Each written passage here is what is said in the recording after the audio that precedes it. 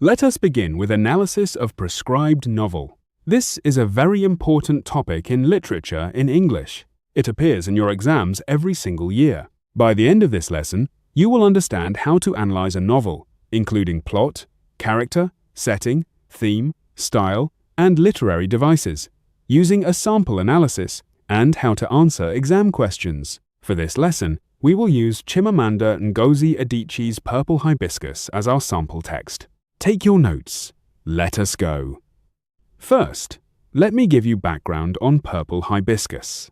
Chimamanda Ngozi Adichie wrote Purple Hibiscus in 2003. It is her first novel. It was shortlisted for the Orange Prize and won the Commonwealth Writers' Prize. The novel is set in Nigeria during the 1990s. It depicts the political unrest under the military dictatorship of General Sani Abacha. The novel also explores family relationships, domestic violence, religion, and freedom. The title refers to the purple hibiscus flowers that bloom in the garden of Auntie Ifeoma. The purple hibiscus symbolizes freedom, beauty, and new life. Now, let me explain the plot of Purple Hibiscus. The novel is narrated by Kambili Achike, a 15-year-old girl. She lives with her older brother Jaja, her mother Beatrice, and her father Eugene. Eugene is a wealthy businessman and a devout Catholic. He owns several factories. He also publishes a newspaper that criticizes the government. But Eugene is also a violent husband and father. He beats his wife and children. He punishes them for small mistakes. He pours boiling water on Jaja. He beats Kambili until she bleeds. The family lives in constant fear. The novel is divided into 4 parts. Part 1 introduces the family. Kambili describes her life before her father's violence. She describes the silence in the house. She describes her father's strict rules. Part 2 describes the family's visit to Auntie Ifeoma's house. Auntie Ifeoma is Eugene's sister. She is a university lecturer. She lives in a smaller house. She has 3 children, Amaka, Obiora, and Chima. Her house is noisy and full of laughter. Kambili and Jaja experience freedom for the first time. They laugh, they play, they argue. They also meet Father Amadi, a young priest. Kambili develops feelings for him. Part 3 describes the worsening situation. Eugene's violence escalates. He beats Beatrice so badly that she miscarries. Jaja defies his father for the first time. He refuses to go to church on Palm Sunday. Eugene is furious. But Jaja does not give in. Part 4 describes the death of Eugene and the aftermath. Eugene is poisoned.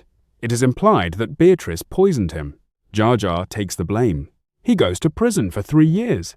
The novel ends with Kambili waiting for Jaja to return home. She is hopeful. The purple hibiscus is blooming. Now let me explain the major characters in Purple Hibiscus. The protagonist is Kambili Achike. She is the narrator. She is quiet, obedient, and fearful. She speaks in whispers. She vomits when she is nervous. She does not know how to laugh or play. Over the course of the novel, she changes. She learns to speak. She learns to laugh. She learns to love. She becomes stronger. By the end, she is hopeful. Jaja is Kambili's older brother. He is also quiet and obedient, but he is more rebellious than Kambili. He defies his father on Palm Sunday. He takes the blame for his mother's crime. He goes to prison. In prison, he grows even stronger. He is a symbol of resistance. Eugene Achike is the antagonist. He is a complex character. He is a successful businessman. He is a generous philanthropist. He gives money to the poor. He funds schools. He publishes a newspaper that criticizes the dictatorship. He is admired by the community, but he is also a violent monster. He beats his wife and children. He pours boiling water on Jaja. He beats Kambili until she bleeds. He cannot separate his religious beliefs from his violence. He believes he is punishing his family for God. Eugene represents the destructive effects of religious extremism and domestic violence. Beatrice Achike is the mother. She is silent and obedient. She does not protect her children from their father. She takes the abuse. She makes excuses for Eugene. But at the end, she poisons him. She frees herself and her children. Beatrice represents the silent victim who finally breaks. Auntie Ifeoma is Eugene's sister. She is the opposite of Eugene. She is warm, open, and loving. Her house is noisy and full of laughter. She encourages her children to think for themselves. She gives Kambili and Jaja their first taste of freedom. She represents the possibility of a different way of life. Father Amadi is a young priest. He is friends with Auntie Ifeoma's family. He is warm and funny. He challenges Kambili's rigid faith. He teaches her to laugh. He also represents the possibility of a different kind of Catholicism, one that is joyful, not fearful. Now let me explain the setting of Purple Hibiscus. The novel is set in Nigeria during the 1990s. The physical settings include Enugu, Nsukka, and the village of Aba. Enugu is where the Achike family lives. It is a wealthy, gated house. It is silent and oppressive. The house represents Eugene's control. Nsukka is where Auntie Ifeoma lives.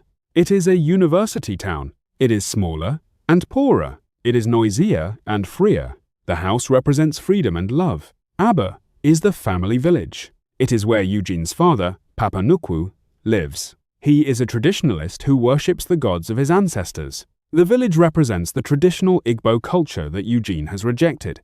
The temporal setting is the 1990s, during the military dictatorship of General Sani Abacha. There is political unrest. There are protests, arrests, and killings. Eugene's newspaper reports on the abuses. He is harassed by the government. The political background mirrors the domestic violence. Both are about oppression. Now let me explain the themes in Purple Hibiscus. The main theme is domestic violence and its effects. The novel shows how violence destroys families. Kambili and Jaja are traumatized. They cannot speak, they cannot laugh, they cannot think for themselves. Beatrice is physically broken. She miscarries. She finally poisons her husband. The novel shows that domestic violence is not only physical, it is also psychological. The silence in the house is as damaging as the beatings. Another theme is the search for freedom. Kambili and Jaja seek freedom from their father. Nigeria also seeks freedom from the dictatorship. The novel connects the personal and the political. Freedom is freedom. Oppression is oppression. Another theme is the clash between tradition and religion. Eugene is a devout Catholic. He rejects Igbo traditional religion. He will not visit his father, Papa Nukwu, because his father is a traditionalist. Auntie Ifeoma respects both traditions. She allows her children to learn about both. She also respects Papa Nukwu. She visits him. She takes Kambili and Jaja to visit him. The novel suggests that one can respect multiple traditions. Another theme is silence and speech. The novel begins in silence. Kambili cannot speak. Jaja does not speak. Beatrice is silent. Eugene speaks only to command. By the end, Kambili learns to speak. Jaja speaks. Beatrice finally acts. The ability to speak is connected to freedom and agency. Another theme is religion and extremism. Eugene uses religion to justify his violence. He believes he is punishing his family for God. He believes in a God of fear, not love. Father Amadi offers a different vision. He believes in a God of love. He laughs. He plays football. He teaches Kambili that faith can be joyful. The novel criticizes religious extremism. It also shows that religion can be a source of comfort and community. Another theme is the role of women. Beatrice is silent and submissive. Auntie Ifeoma is independent and outspoken. Kambili grows from silence to speech. The novel shows different possibilities for women. Now let me explain the style and literary devices in Purple Hibiscus. Adichie uses first-person narration. Kambili tells the story. The reader sees everything through her eyes. The language is simple but powerful. Kambili's voice changes as she changes.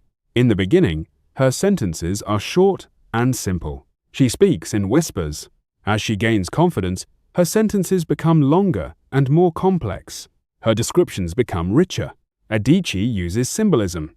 The purple hibiscus is the central symbol. Auntie Ifeoma grows purple hibiscus flowers in her garden. They are rare and beautiful. They represent freedom, beauty, and new life. At the end of the novel, the purple hibiscus blooms. It represents hope for the future. The figurines are another symbol. Eugene has a collection of figurines. He displays them on a shelf. One day, Jaja breaks one. He breaks it in defiance. The figurines represent Eugene's control. Breaking them represents breaking free. The Palm Sunday event is symbolic. Jaja refuses to go to church on Palm Sunday. This is the day of Jesus' triumphal entry into Jerusalem. Jaja's refusal is his own triumphal moment. He defies his father. He begins his journey to freedom. Adichie uses foreshadowing. The novel hints at Beatrice's poisoning of Eugene. Beatrice becomes more distant. She starts wearing red lipstick. She starts reading prayer books about justice. The reader suspects she will do something. The novel also uses irony. Eugene runs a newspaper that criticizes the government for oppression. But he is an oppressor himself. He criticizes the dictator. But he is a dictator in his own home. This irony highlights the hypocrisy of domestic violence. The tone of the novel shifts. In the beginning, the tone is fearful and oppressive. As the novel progresses, the tone becomes hopeful. By the end, the tone is quiet and hopeful. Now let me explain how to answer exam questions on Purple Hibiscus. A common exam question asks you to discuss the character of Eugene. Here is a sample answer. Eugene is the antagonist of Purple Hibiscus. He is a wealthy businessman and devout Catholic. He is admired in his community. He gives to the poor and funds schools. But he is also a violent abuser. He beats his wife and children. He pours boiling water on Jaja. He beats Camberley until she bleeds. He uses religion to justify his violence. He believes he is punishing his family for God. Eugene represents the destructive effects of religious extremism and domestic violence. His hypocrisy is highlighted by the contrast between his public generosity and his private cruelty. Another exam question asks you to discuss the theme of freedom in Purple Hibiscus. Here is your answer. The theme of freedom is central to Purple Hibiscus. Camberley and Jaja seek freedom from their father's domestic violence. They find a taste of freedom at Auntie Ifeoma's house. They learn to laugh, speak, and think for themselves. Jaja defies his father on Palm Sunday. He takes the blame for his mother's crime. He goes to prison, but he is freer there than at home. Beatrice finally poisons her husband. She frees herself and her children. The novel also connects personal freedom to political freedom. Nigeria is under a military dictatorship. The people seek freedom from oppression. Eugene's newspaper criticizes the dictatorship. The novel suggests that freedom is necessary for human flourishing.